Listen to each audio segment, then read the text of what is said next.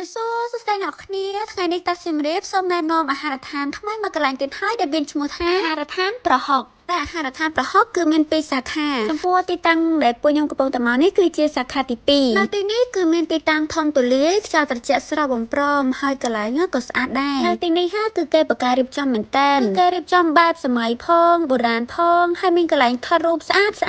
ដែលយើងមើលទៅមិនជ្រុងណាក៏ជាប្លង់ថតរូបស្អាតដែរតែពេលដែលខ្ញុំឈានចូលមកដល់អាហារដ្ឋានប្រហុកភ្លាមខ្ញុំមានអារម្មណ៍ថា fresh ខ្លាំងមែនតើអ្នកទាំងអស់គ្នាដោយសារតែនៅទីនេះមើលទៅខាងណាក៏ពណ៌បេតុងធម្មជាតិដែរហើយអមជាមួយនឹងភ្លេងដែលគេចាក់តិចមកធ្វើឲ្យយើងមានអារម្មណ៍ថា relax ខ្លាំងមែនតើខ្ញុំធ្វើការហត់ឡើង6ថ្ងៃហើយគួរតែមានពេលមួយថ្ងៃដើម្បីសាកថ្មជីវិតឲ្យខ្លួនឯងខ្លះទៅថ្ងៃធម្មតាឬក៏ថ្ងៃចុងសប្តាហ៍បើសិនជាបងអត់ដឹងទៅណាទេ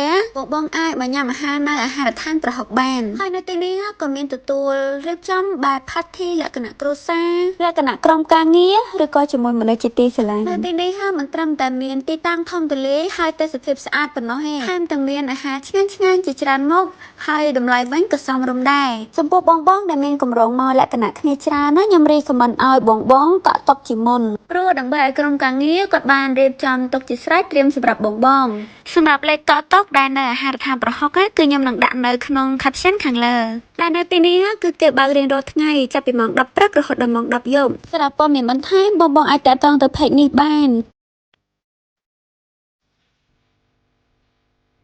អ្នកនរគ្នាអើយពេលដែលខ្ញុំមកដល់ទីនេះគឺខ្ញុំមានអារម្មណ៍ថាសប្បាយចិត្តខ្លាំងមែនតើព្រោះអីមានកន្លែងថតរូបច្រើនណាស់ព្រោះខ្ញុំគឺជាមនុស្សម្នាក់ដែលចូលចិត្តថតរូបហើយជាពិសេសនៅហ្នឹងក៏មានចិញ្ចឹមសត្វឡើងខ្ជូតមានទាំងកូនទន្សាយខ្ជូតនេះទៀតពួកខ្ញុំមកគឺរៀងក្បាលល្ងាចហើយពេលដែលស្មានហ្នឹងគឺថតរូបស្អាតមែនតើប៉ុន្តែនៅពេលដែលល្ងាចតិចទៀតទៅវារៀងមេល្ងឹតទៅគឺថតរូបកាន់តែស្អាតហ្មងអ្នកទាំងអស់គ្នាអើយនិយាយទៅខ្ញុំសូមសរសើរបងម្ចាស់ហាងហ្មងគឺគាត់បកកែរកកំណត់ច្នៃប្រឌិតខ្លាំងមែនតើអ្នកទាំងអស់គ្នាគាត់រៀបចេញមកបែបលក្ខណៈមានតាំងពីបែបនិយាយគ្នាមាត់ភ្លើងផងបែបចំការផងបែបសម័យផងបែបបុរាណផងនិយាយទៅមកតែមកកន្លែងនេះគឺបានគ្រប់រសជាតិហ្មងណាអ្នកទាំងអស់គ្នា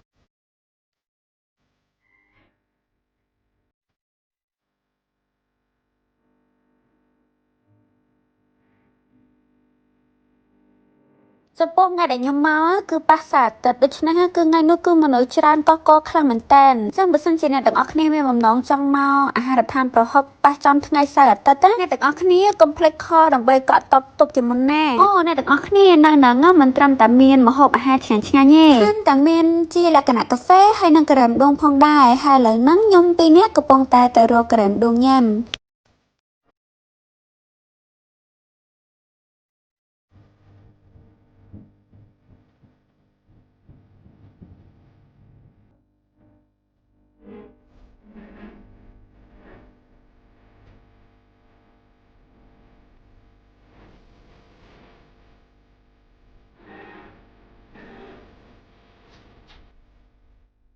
តើអ្នកទាំងអស់គ្នាឥឡូវយើងមកស្គាល់ទីតាំងនៃអាហារដ្ឋានប្រហុកវិញម្ដងសម្រាប់ទីតាំងគឺងាយស្រួលរកខ្លាំងមែនទែនដោយគ្រាន់តែបងចេញពីស្តុបចលុងទៅដល់មាត់លិចប្រហែលជាជិត200ម៉ែត្របងនឹងឃើញអាហារដ្ឋានប្រហុកនៅខាងឆ្វេងដៃហើយសម្រាប់បងដែលអត់ច្បាស់ពីទីតាំងបងអាចមើល map ដែលពួកយើងបានតម្លាក់នៅក្នុង comment បានអញ្ចឹងសម្រាប់វីដេអូយើងគឺបានឈានចូលដល់ទីបញ្ចប់ហើយតោះសូមជម្រាបសូមអរគុណសូមជម្រាបលាបាយបាយ